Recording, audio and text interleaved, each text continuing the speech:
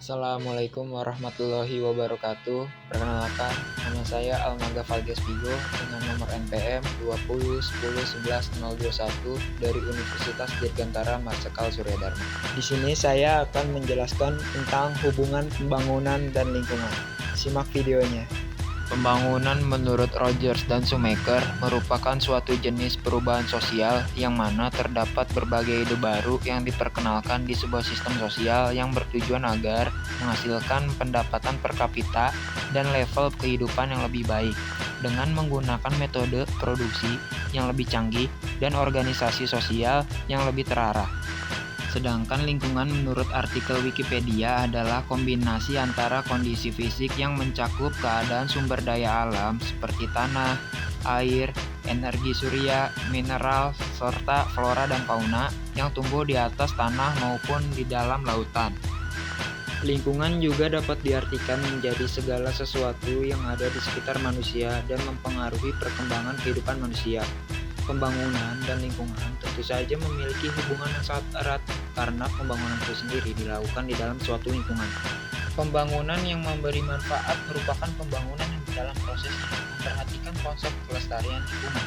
Apabila pembangunan yang dilakukan mengabaikan konsep tersebut, maka risiko pembangunan yang muncul adalah dampak negatif akibat pembangunan. Dalam melakukan pembangunan akan muncul dampak positif dan juga dampak negatif. Beberapa contoh dari dampak positif pembangunan yang pertama adalah pembangunan akan membuka banyak lapangan pekerjaan.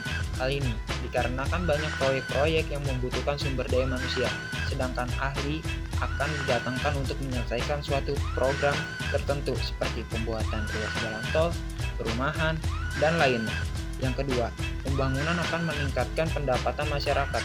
Hal ini karena seiring dengan munculnya beragam jenis kegiatan seperti industri, transportasi, atau pertanian, maka kesejahteraan masyarakat akan meningkat secara perlahan-lahan.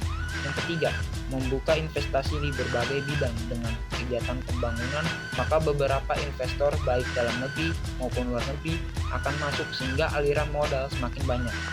Hal ini sangat bermanfaat untuk mendukung kelancaran program pembangunan. Namun, kegiatan pembangunan ini juga memiliki dampak negatif yang beresiko terhadap lingkungan seperti pencemaran air, tanah, maupun udara. Akibatnya, warga yang tinggal di lingkungan sekitar akan ikut tercemar dan terserang berbagai macam penyakit. Maka dari itu, untuk mengurangi dampak negatif dari pembangunan, ada beberapa hal yang dapat dilakukan. Pembangunan sebaiknya melewati rangkaian proses persetujuan AMDAL dan tetap memegang prinsip pembangunan yang berwawasan lingkungan. Beberapa pertimbangan pembangunan yang dapat dilakukan sesuai dengan prinsip pembangunan berwawasan lingkungan, misalnya pertama, melakukan penghijauan dan reboisasi secara berkala. Kedua, pembangunan disertai dengan teknik pengolahan limbah. Ketiga, pembangunan tidak menghilangkan mata pencaharian masyarakat setempat. Keempat, pembangunan dilakukan dengan prinsip ekofisiensi.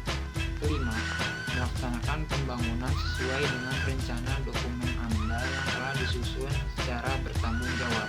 Hanya itu yang dapat saya sampaikan, kurang lebihnya mohon maaf. Wassalamualaikum warahmatullahi wabarakatuh.